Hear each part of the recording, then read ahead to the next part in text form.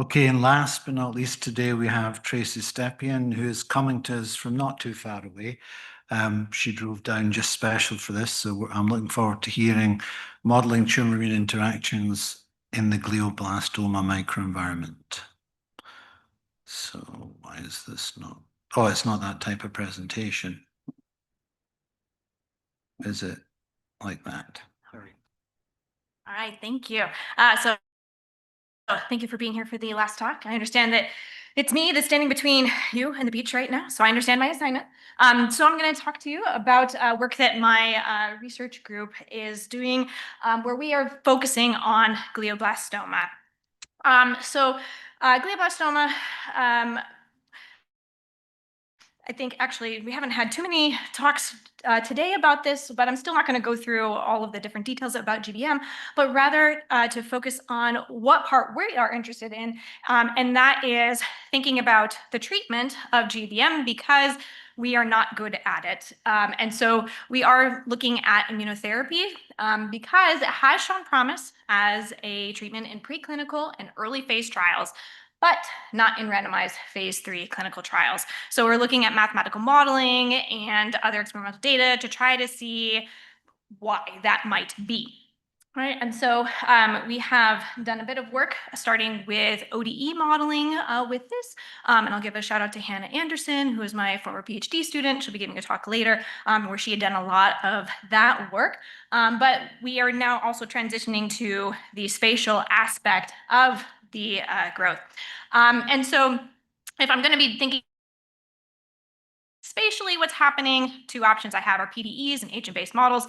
My background is more in PDEs, but the talk I'm going to give today is about the agent-based models that we are working on. So previous agent-based models for GBM that includes the immune system are these two main papers here, the Jenner et al. Paper and the Strandron et al. Paper out of Morgan Craig's group.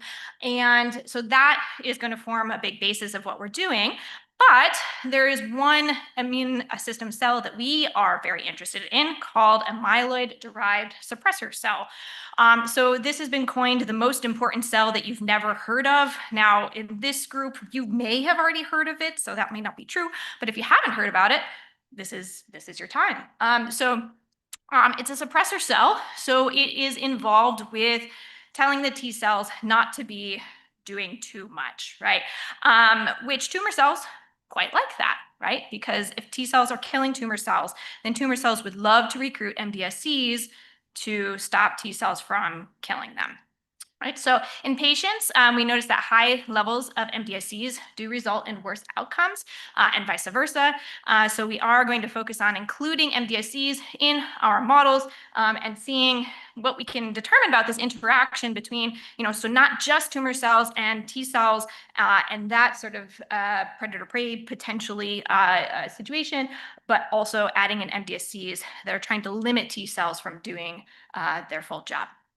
So the experimental data that we have is from the Harrison lab. Jeff Harrison is in University of Florida Department of Pharmacology and Therapeutics. So this is just one sample, so it's obviously very spatial, but these are at specific time points. And so we have mice that are implanted with KR158 glioma cells, and then we have these slices from over a handful of different days, right? And this is just, they implant and they watch as the tumor grows. But then they have fluorescence that has marked different cells. So in the white marking, that is marking our T cells. If I have red and green, if both red and green appear, that is an MDSC. And then in blue is all the viable cells. So we do make the assumption that if you take the blue, subtract out the red, the green, and the white, then those are going to be all tumor cells, right? So that is an assumption. Obviously, there are other cells that are in the microenvironment there, but in terms of simplicity and not having other, we're going to assume that, again, blue minus all the other ones are cancer cells. All right, so, okay, if we have this nice spatial data set, I just want to bring up one type of a spatial statistic that we can calculate from this. And that is the pair correlation function, the PCF, and also the cross PCF. So these identify spatial correlations between objects with same, if it's the PCF, or different if it's the cross PCF, categorical label that is separated by a distance r. So I do have the equation up there. I'm not going to go through and tell you about it in detail, but essentially, right, it's just kind of looking at, okay, if I have a tumor cell, are there other tumor cells nearby in a certain radius r? Or if I have a tumor cell, are there, say, MDSCs that are in a radius r? So I can take the radius of this annulus and I can increase it. And as I increase it, I can calculate what is the correlation between cells appearing there. But I will point out and advertise, Helen Burns' group, and also mostly by Josh Bull, they have this MooSpan a software, it's Python-based that you can use, that we have used, that you can implement these calculations for you.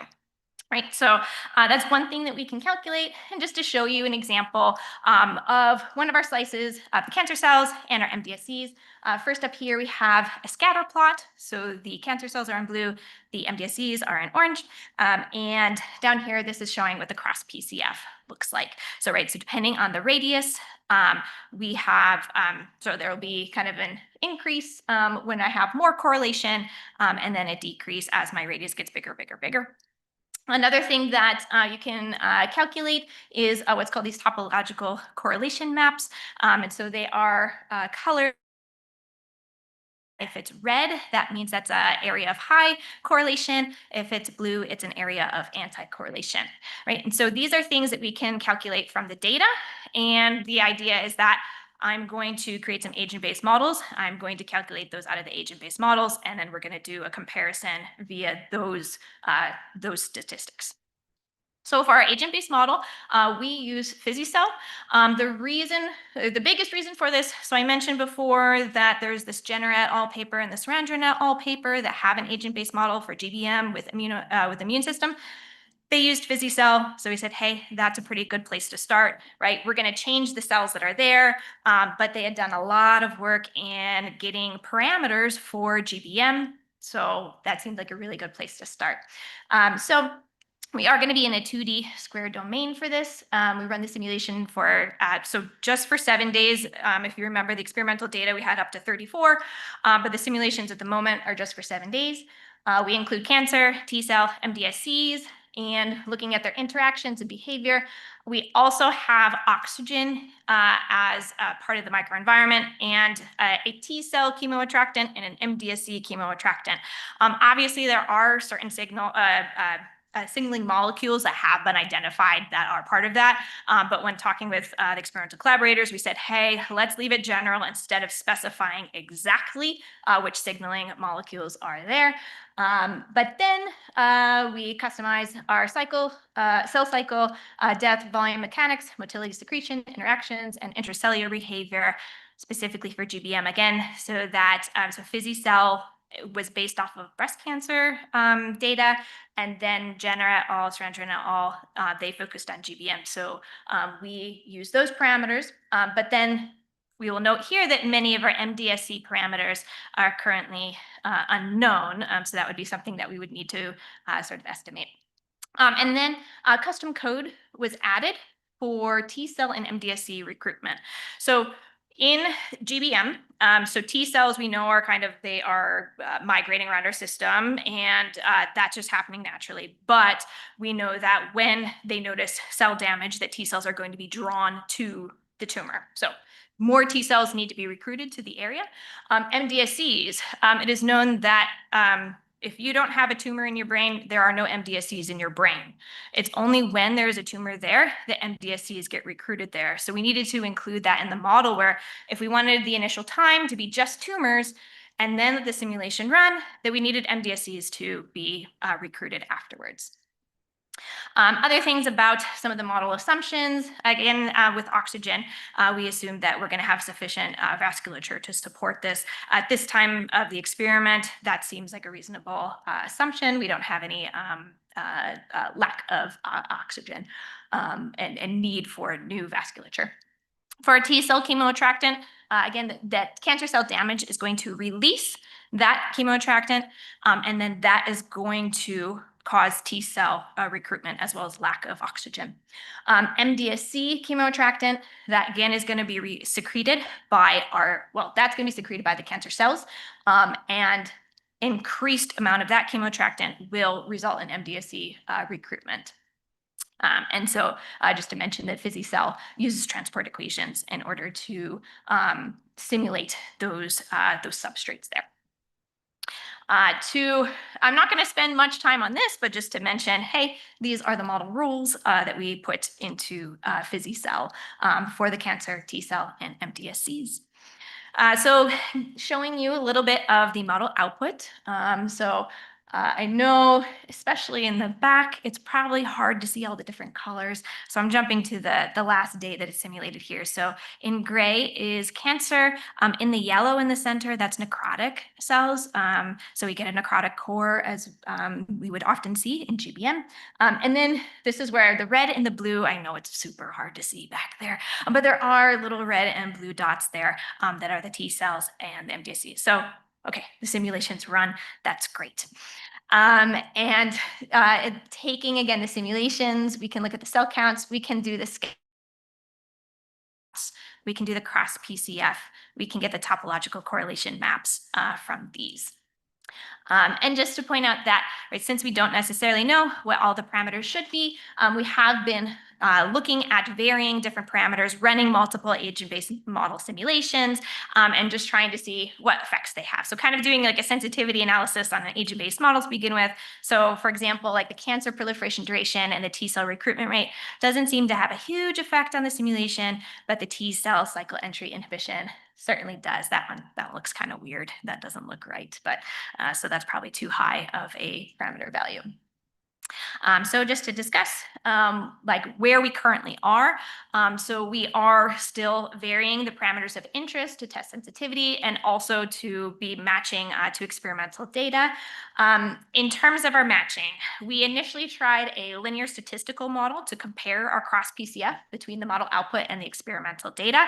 However, so we did this analysis and then as we were thinking about it, since PCF and cross PCF are computed at increasing radii, the results then among the different increasing radii, it's not independent of each other. So using the linear model is not appropriate. It gave us something to start with, but we need to treat the calculations as repeated measures data. And that should probably give us more reliable results. We also are working on trying to extend that simulation time. So right now, when we do the 7 simulated days, it takes about 10 hours of computational runtime on a laptop to do all the model tests and all the trials. But we do want to see if we can push that further. And I don't know, we might have to run it on our supercomputer. I'm not sure, but we are working on trying to do that so that we can match more of our experimental data set. And then with this model, right, again, the focus is on just letting the tumor grow, but we could expand it to include treatment. All right, and so I just want to say thank you. So Jillian Carr was my master's student who did the bulk work of building the agent-based model. Lucy Allen is an undergraduate student who is now working on kind of expanding those the simulations, and then finalizing all of the results. And again, our experimental collaborators, Jeffrey Harrison and his graduate student, Greg Takas. Thank you.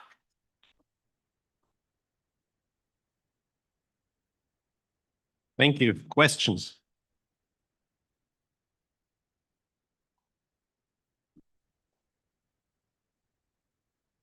Thank you so much for your talk. In the last slides, you had some slide before, some sensitivity analysis on your agent-based model.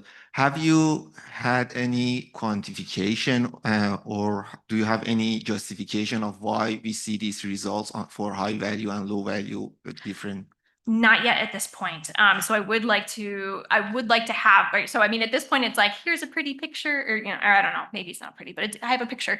At this point, that's kind of what we have. But yes, we would like to do a quantification. It's probably going to be through that cross PCF calculation and comparison that we will be able to have some sort of a number that we can quantify that sensitivity. That's the goal. All right. Was there another question? Yeah, one more, then we cut. Okay.